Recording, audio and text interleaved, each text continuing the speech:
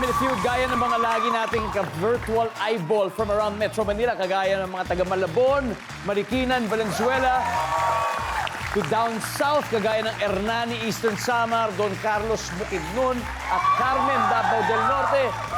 Magandang hapon po sa inyong lahat. Balik po tayo sa game. Ang Net Ninjas meron na pong 80 points. Ang Hoop Heroes, oras na para bumawi. Kaya John and Jerwin, let's play round 2.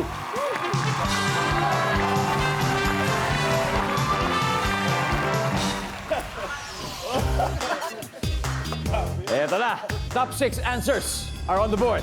Kung makapagsasalita ang sapatos mo, ano kaya ang irereklamo nito? Jerwin. Ipatahi. Ipatahi. Ba, may mga nakabuka. Patahi mo naman ako. Survey says. Wala. Chan, kung makapagsasalita lang yung sapatos mo, ano kaya ang irereklamo nito? Ipadikit. Ipadikit. O, ganun din, nakabuka. Padikit mo naman ako. Survey says. Wala rin. Ryan, kung makapagsasalita lang ang sapatos mo, ano kaya sasabihin nito?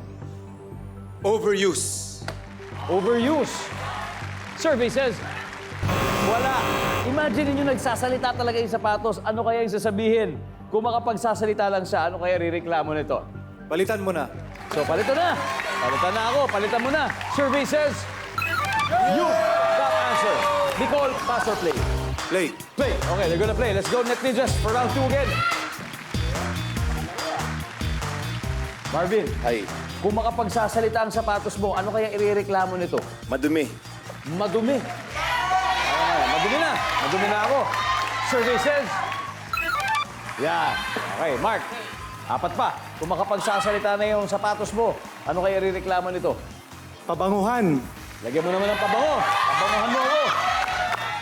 In short, mabaho. John, ano kaya ang sasabihin ng sapatos mo kung makapagsasalita lang ito? Kalinisan.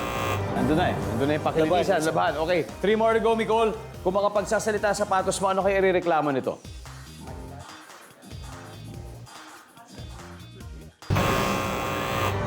Okay, pwede na kayo mag-steal. Kung mali pa rin to, Hoop Heroes. Pero makukuha ni Marvin to.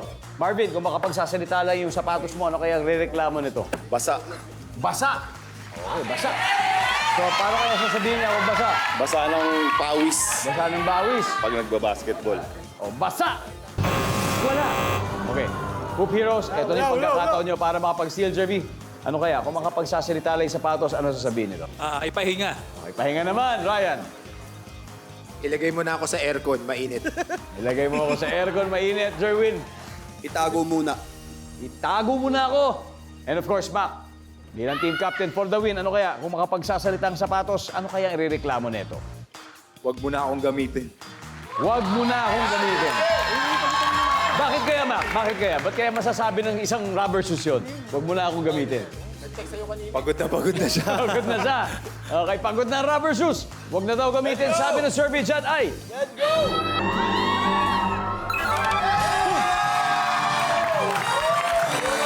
Ano ba yung mga hindi nakuha ang sagot? Everybody, let's see. Number 6. Sikip. Masyado malaking paa. Number 2. Bigat. Anyway, eto po. May laman na po ang magkabilang side ng scoreboard. 80 points si Net Ninjas, 67 si Hoop Heroes. Susunod na ang pivotal third round dito lang sa Family Feud.